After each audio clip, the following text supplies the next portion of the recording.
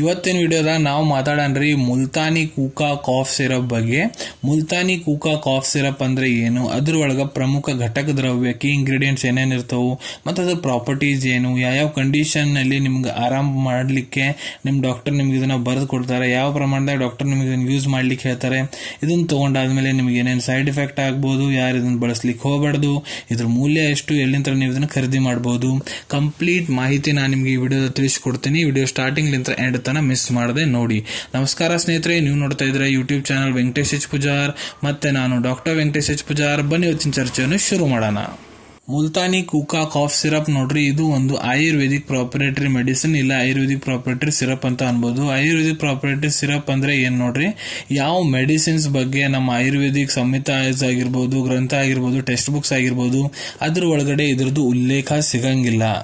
ಇದ್ರಾಗ ಏನಾಗುತ್ತಪ್ಪ ಅಂದ್ರೆ particular pharmaceutical ಕಂಪನಿಯವರು ಹರ್ಬಲ್ ಇಂಗ್ರೀಡಿಯೆಂಟ್ಸ್ ನ ಯೂಸ್ ಮಾಡ್ಕೊಂಡು ತಮ್ಮದೇ ಒಂದು ಹೊಸ ಫಾರ್ಮುಲೇಷನ್ ರೆಡಿ ಮಾಡ್ತಾರ, ಅದ್ರ ಟೆಸ್ಟಿಂಗ್ ಮಾಡಿಸ್ಕೊಂತಾರ, ಅದ್ರ ಅಪ್ರೂವಲ್ ತಗೊಂತಾರ, ಅವ್ರ ಕಡೆ ಇದ್ರದ್ದು ಮಾಲೀಕಾನ ಹಕ್ಕು ಇರ್ತೈತಿ. ಅದ್ರ ಸಂಬಂಧಿಕ ಆಯುರ್ವೇದಿಕ್ ಪ್ರಾಪರೇಟರಿ ಮೆಡಿಸಿನ್ ಅಂತ ಕರೀಲಾಗ್ತೈತ್ರಿ. ಮತ್ತೆ ಇದು ಎಲ್ಲಿ ಯೂಸ್ ಮಾಡ್ತಾರಪ್ಪ ಅಂದ್ರೆ ನೋಡ್ರಿ, ನಿಮ್ಗೆ ಯಾವುದೇ ರೀತಿ ಕೆಮ್ಮು ಐತಪ್ಪ ಅಂದ್ರೆ ಅದನ್ನ ಗುಣಪಡಿಸ್ಲಿಕ್ಕೆ ಅದನ್ನ ಯೂಸ್ ಮಾಡ್ಲಾಗ್ತೈತ್ರಿ. ಈಗ ಇದ್ರದ್ದು ಘಟಕ ದ್ರವ್ಯ ಕೀ ಇಂಗ್ರೀಡಿಯೆಂಟ್ಸ್ ಬಗ್ಗೆ ಮಾತಾಡ್ಬೇಕಂದ್ರೆ ನೋಡಿ, ಪ್ರತಿ 10 ml ಸಿರಪ್ ಏನಿದೆ ಅದ್ರ ಒಳಗಡೆ ತುಳಸಿ 50 mg ಪ್ರಮಾಣದಾಗ ಇರ್ತೈತಿ, ವಸಕ 400 mg ಪ್ರಮಾಣದಾಗ ಇರ್ತೈತಿ, ಕುಲಾಂಜನ 400 mg ಪ್ರಮಾಣದಾಗ ಇರ್ತೈತಿ, ಎಷ್ಟಿ ಮಧು 400 mg ಪ್ರಮಾಣದಾಗ ಇರ್ತೈತಿ, ಪಿಪ್ಪಳಿ 200 mg ಪ್ರಮಾಣದಾಗ ಇರ್ತೈತಿ, ಮತ್ತು ಷಟ್ ಪುದೀನ 2 mg ಪ್ರಮಾಣದಾಗ ಇರ್ತೈತಿ. ಮತ್ತು ಇದ್ರಾಗ ಸಕ್ರಿ ಶುಗರ್ದು ಬೇಸ್ ಇರ್ತೈತ್ರಿ, ಅದು 6000 mg ಪ್ರಮಾಣದಾಗ ಇರ್ತೈತಿ. ಮತ್ತು ಇದ್ರೊಳಗೆ ಪ್ರಿಸರ್ವೇಟಿವ್ಸ್ ಕೂಡ ಹಾಕಿರ್ತಾರ್ರಿ. ಯಾವ್ದಪ್ಪ ಅಂದ್ರ methyl paraben, propyl paraben, sodium benzoate, ಇವೆಲ್ಲ ಪ್ರಿಸರ್ವೇಟಿವ್ಸ್ ಕೂಡ ಹಾಕಿರ್ತಾರೆ. ಈಗ ಇದ್ರ ಪ್ರಾಪರ್ಟೀಸ್ ಬಗ್ಗೆ ಮಾತಾಡ್ಬೇಕಂದ್ರೆ ನೋಡ್ರಿ, ಇದ್ರ ಒಳಗಡೆ ತುಳಸಿ ಏನಿರ್ತೈತಿ, ತುಳಸಿ ಏನ್ ಮಾಡುತ್ತಪ್ಪ ಅಂದ್ರೆ ನಿಮ್ಮ ಮೈಯಾಗ ರೋಗ ಪ್ರತಿರೋಧಕ ಕ್ಷಮತೆ ಏನಿರ್ತೈತಿ ಅದನ್ನ ಸ್ಟ್ರಾಂಗ್ ಮಾಡುತ್ತಾ, ಅದನ್ನ ಒಳ್ಳೆ ರೀತಿ ಅಂತ ನೋಡ್ಕೊಂಡು ಹೋಗ್ತೈತಿ. ನಿಮ್ ರೋಗ ಪ್ರತಿರೋಧಕ ಶಕ್ತಿ ಇಮ್ಯುನಿಟಿ ಸ್ಟ್ರಾಂಗ್ ಮಾಡುತ್ತಾ, ಅದರಿಂದ ಏನಾಗುತ್ತಪ್ಪ ಅಂದ್ರೆ ನಿಮ್ಮ ಮೈಯ ಸಣ್ಣ ಪುಟ್ಟ ಇನ್ಫೆಕ್ಷನ್ ಆದ್ರೆ ಅದನ್ನ ಹೊರಗ ತಬ್ಬಿ ಬಿಡ್ತೈತ್ರಿ. ಅದು ನಿಮ್ಮ ಮೈಯ ದೊಡ್ಡ ರೋಗದ ರೂಪ ಪಡ್ಕೊಂಡಂಗಿಲ್ರಿ. ಮತ್ತೆ ಇದ್ರೊಳಗ ಹೊಸ ಇರ್ತೈತಿ. ಹೊಸ ಏನ್ ಮಾಡುತ್ತಪ್ಪ ಅಂದ್ರೆ ನಿಮ್ ಕಫ ಏನಿರ್ತೈತಿ ನೋಡ್ರಿ, ಅದನ್ನ ತೆಳ್ಳಗ ಮಾಡಿ ಅದನ್ನ ಕರಗಿಸಿ ನಿಮ್ಮ ಮೈಲಿಂತ್ರ ಹೊರಗೆ ತರಲಿ ಕೆಲಸ ಮಾಡ್ತೈತ್ರಿ. ಮತ್ತೆ ಇದ್ರೊಳಗ ಕುಲಾಂಜನ ಏನಿರ್ತೈತಿ ನೋಡ್ರಿ, ನಿಮ್ಗ ಉಸಿರಾಡಕ್ಕೆ ಏನಾರ ಸಮಸ್ಯೆ ಆಗುತ್ತಾ, ಬಹಳ ತ್ರಾಸ ಆಗುತ್ತಂದ್ರ ಅದನ್ನ ಕಡಿಮೆ ಮಾಡ್ಲಿಕ್ಕೆ ಕೆಲಸ ಮಾಡ್ತೈತಿ. ಮತ್ತೆ ಇದ್ರೊಳಗ ಎಷ್ಟಿ ಮಧು ಇರ್ತೈತ್ರಿ, ಅದು ಏನ್ ಮಾಡತ್ತಪ್ಪ ಅಂದ್ರ ನಿಮ್ದು ಗಂಟಲ್ನಾಗ ಏನ ತ್ರಾಸ ಆಗಕ್ ಕುಂತೈತಂದ್ರ ಅದನ್ನ ಕಡಿಮೆ ಮಾಡ್ಲಿಕ್ಕೆ ಕೆಲಸ ಮಾಡ್ತೈತಿ. ಮತ್ತೆ ಇದ್ರೊಳಗ ಪಿಪ್ಳಿ ಇರ್ತೈತ್ರಿ, ಪಿಪ್ಳಿ ಏನ್ ಮಾಡತ್ತಪ್ಪ ಅಂದ್ರ ನಿಮ್ ಕಫ ಏನ್ ಉತ್ಪನ್ನ ಆಗ್ತಿರ್ತೈತಿ ನೋಡ್ರಿ, ಅದನ್ನ ಉತ್ಪನ್ನ ಆಗ್ಲಿಕ್ಕೆ ಕೊಡಂಗಿಲ್ಲ. ಈಗ ಮಾತಾಡೋಣ ಇದ್ರ ಇಂಡಿಕೇಶನ್ ಬಗ್ಗೆ. ಯಾವ ಸಮಸ್ಯೆ ಅದ ನಿಮ್ ಡಾಕ್ಟರ್ ನಿಮ್ಗೆ ಬರೆದು ಕೊಡ್ತಾರಂದ್ರ ನೋಡ್ರಿ, ನಿಮ್ಗೆ ಯಾವ್ದೇ ರೀತಿ ಕೆಮ್ಮು ಐತಂದ್ರ ಅದು ಒಣ ಕೆಮ್ಮು ಐತಪ್ಪ ಅಂದ್ರ, ಇಲ್ಲ ಕಫ ಬರಾಗುಂತೈತಿ, ಡ್ರೈ ಕಫ್ ವೆಟ್ ಕಫ್ ಅಂತಾರ್ರಿ, ಅವು ಸಮಸ್ಯೆ ಐತಂದ್ರ ಅದನ್ನ ಗುಣಪಡಿಸ್ಲಿಕ್ಕೆ ಬರೆದು ಕೊಟ್ಟಿರ್ತಾರ. ಇಲ್ಲ ನಿಮ್ ಗಂಟಲ್ ಒಳಗ ನೋವು ಆಗ್ತೈತೆ ಅಂದ್ರೆ ಅದನ್ನ ಕಡಿಮೆ ಮಾಡ್ಲಿಕ್ಕೆ ಬರೆದು ಕೊಡ್ತಾರ. ಇದೇನ್ ಮಾಡುತ್ತಪ್ಪ ಅಂದ್ರೆ ನಿಮ್ ಗಂಟ್ಲು ಏನಿರ್ತೈತಿ ಅದನ್ನ ಸ್ಮೂತ್ ಇಡ್ಲಿಕ್ಕೆ ಪ್ರಯತ್ನ ಮಾಡ್ತೈತಿ, ಸ್ಮೂತ್ ಇಡ್ತೈತ್ರಿ. ಇಲ್ಲ ನಿಮ್ ಗಂಟಲ್ನಾಗ ಬಹಳ ಕೆರೆ ಕುಂತೈತಂದ್ರ ಸೋರ್ ಥ್ರೋಟ್ ಅಂತಾರಲ್ರಿ, ಅದನ್ನ ಕೂಡ ಕಡಿಮೆ ಮಾಡ್ಲಿಕ್ಕೆ ಕೆಲಸ ಮಾಡ್ತೈತಿ.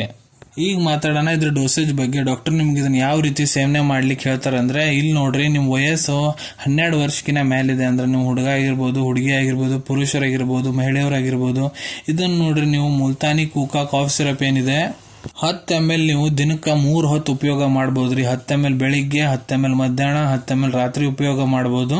ಮತ್ತೆ ಇದನ್ನ ನೀವು ಯಾವಾಗ್ಲೂ ಊಟ ಆದ ನಂತರನೇ ತಗೋಬೇಕು. ಈಗ ಮಾತಾಡೋಣ ಎಷ್ಟು ದಿನ ನೀವು ಇದನ್ನ ಯೂಸ್ ಮಾಡಬಹುದು ಅಂದ್ರೆ, ಅದು ನೋಡ್ರಿ ಡಿಪೆಂಡ್ ಆಗುತ್ತಾ ನಿಮ್ ಟ್ರೀಟಿಂಗ್ ಡಾಕ್ಟರ್ ಮೇಲೆ.